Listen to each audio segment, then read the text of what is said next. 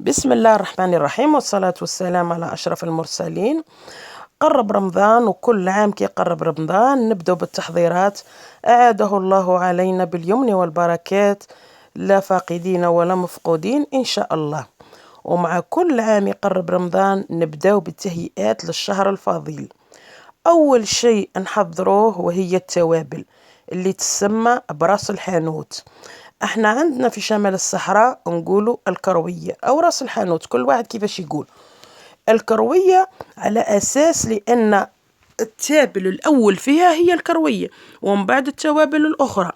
ونقولوا راس الحانوت، هذه التسمية جات من الراس أي الشيء المهم في المطبخ، والحانوت وهو المتجر، يعني راس الحانوت هو أهم شيء اللي موجود عند العطار أو بائع التوابل.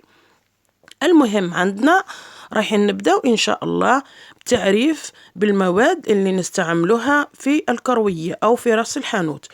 لما نقول الكروية مش معناها غير كروية، لكن أهم تابل والكمية الكبيرة اللي فيه هي الكروية. أولا الكروية، ثانيا الكزبر، ثالثا عندنا الكروية الكزبر اللي هنا كما راهو موضح في الصورة. كروية والكزبر، كروية تكون بكمية كبيرة. عندنا هنا نجمة الأرض تكون قليل يعني منها، مش بزاف من نجمة الأرض، قليل فقط. ناخذه يعني قدر المهم قدر واحد 50 جرام، 50 جرام تكفي، يعني الكيلو كروية تكفي 50 جرام. هنا قرفة كذلك ناخذ عيدان قدر 50 جرام. راح نعطيكم إن شاء الله في فيديو آخر الكمية بالتحديد يعني وبالجرامات، أما هنا بصفة عامة. ناخذ كذلك القليل من الورد كما موضح هنا في الصورة. كتبت كل اسم رغم أنها يعني معروفة، لكن قلت نكتب هكذا الناس يكونوا عارفين.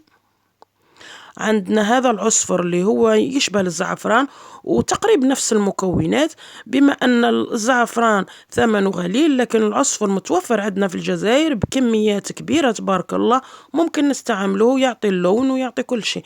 عندنا هنا شيبة شيخ، نقدروا نستعملوا هذا من العروف يعني الخضر تكون يابسة، ونقدروا نستعملوا هي في الحقيقة يستعملوا جداتنا كانوا يستعملوا هذيك الرؤوس نتاعها، الورد نتاع الشيبة. اللي هنا الحلبة ثاني تكون بكمية قليلة، لأن كثرتها تعطي واحد الذوق هكا غير محبب، قليل قليل.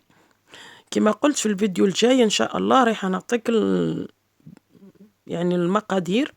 اللي هنا عندنا زنجبيل قليل كذلك من الزنجبيل. المهم المكونات الأساسية اللي تكونوا بكمية كبيرة هي الكروية والكزبر وحبة حلاوة، هادو الثلاثة يكونوا بكميات كبيرة، أما الباقي يكونوا شوي شوي شوي. هنا عندنا الكزبر، هنا عندنا الهيل كذلك يكون بكمية قليلة، عنده طعم لذيذ وعنده نكهة طيبة الهيل.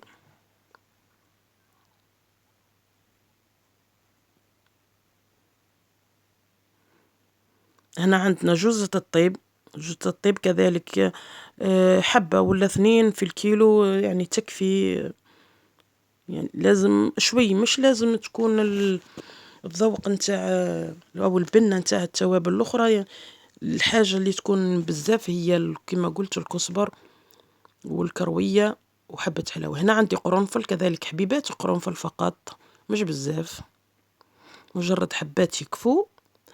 هنا عندنا التابل الآخر اللي هو يعطي لون ممتاز وهو الكركم، وهو أنتي أكسيدان كما يقولوا، يعني ضد الأكسدة. هو تابل مهم جدا، يعطي لون أصفر على لون برتقالي، لكنه يعني ممتاز للصحة. عندنا هنا الفلفل الأسود، يعني القليل من الفلفل الأسود، مش لازم نكثره، قليل فقط من الفلفل الأسود، يعني قادر 50 جرام تكفي الكيلو كروية.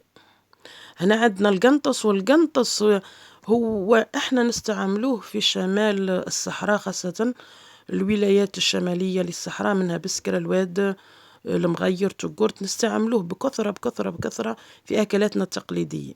وهو القنطس عنده واحد اللذة، عنده واحد البنة، تبارك الله عليه. هذا هو القنطس.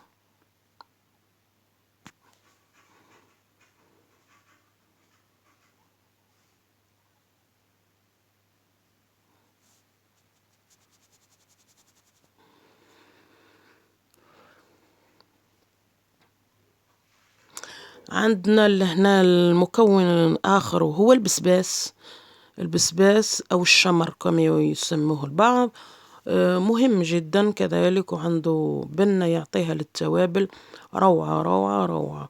ومن بعد هذا رأس الحانوت رانا نستعملوه في كل شيء، في أطباقنا التقليدية، في مأكولات الرمضانية، في تتبيل الدجاج يعني اللي يروح للفرن، في الطواجين، في تتبيل اللحم، في المشويات، في كل شيء. عندنا هذه الكبابة، يا سلام على بنة الكبابة.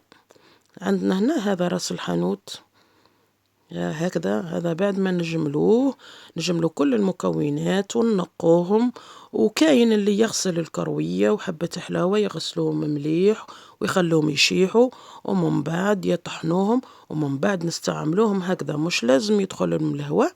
أنا شخصيا نطحن كما يقولوا كل ما نحتاج قدر هذا نطحنه. وفي فيديو آخر إن شاء الله.